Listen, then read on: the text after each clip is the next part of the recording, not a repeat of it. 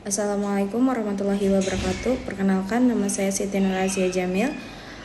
Saya akan mempresentasikan bias manager dari kelompok 9. Bias manager adalah kecenderungan berpikir yang tidak objektif dalam pengambilan keputusan yang biasanya dipengaruhi oleh preferensi pribadi, keyakinan, atau pengalaman di masa lalu. Bias ini seringkali terjadi tanpa disadari oleh manajer, sehingga keputusan yang diambil menjadi lebih subjektif.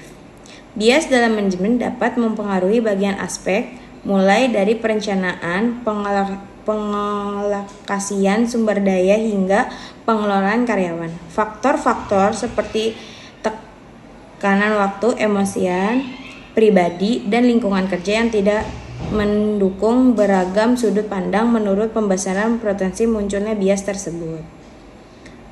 Terus ada penyebab terjadinya bias, yaitu yang pertama, tekanan waktu, pengalaman masa lalu, budaya organisasi, keterlambatan informasi. Terus yang selanjutnya ada ego, ketidakmauan menerima kritik, kompleksitas, dan tidak pastikan lingkungan, keterlambatan kognitif, dan tekanan sosial.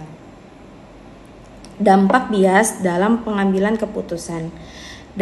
Bias dalam pengambilan keputusan dapat menyebabkan berbagai dampak negatif bagi organisasi. Kesalahan strategis seperti pemilihan proyek yang salah atau alokasi sumber daya yang keliru bisa terjadi. Selain itu, bias juga merupakan produktivitas, menimbulkan konflik, dan meningkatkan ketidakpuasan karyawan.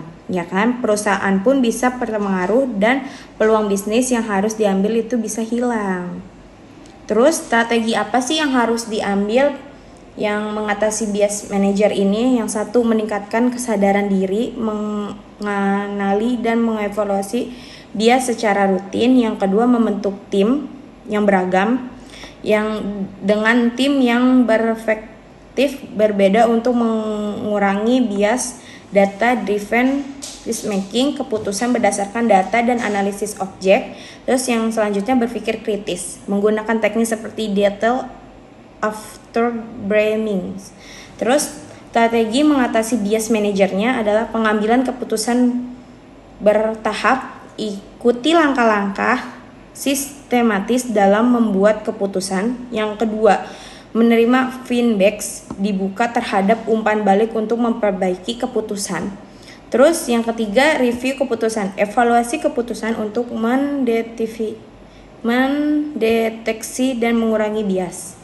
Jadi kesimpulan dari bias ini, bias manager adalah mempengaruhi pengambilan keputusan dan kinerja organisasi secara signifikan untuk meningkatkan kesadaran diri, menetapkan berpikir kritis, dan mengutamakan data driven making dalam membantu organisasi membuat keputusan yang lebih objektif, efektif, dan sesuai dengan tujuan jangka panjang. Sekian presentasi dari saya. Wassalamualaikum warahmatullahi wabarakatuh.